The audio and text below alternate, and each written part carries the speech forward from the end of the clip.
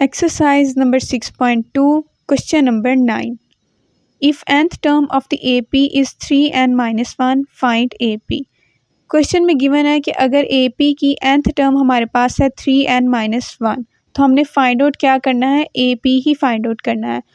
तो given nth term of the AP is an equals to 3n minus 1, put n equals to 1 2 3 4, fourth term तक जाएंगे तो n की जगह पे पहले पुट करते हैं 1, n equals to 1 which implies a1 equals to 3, n की जगह पे आएगा 1 minus 1, a1 equals to 3 minus 1 equals to 2.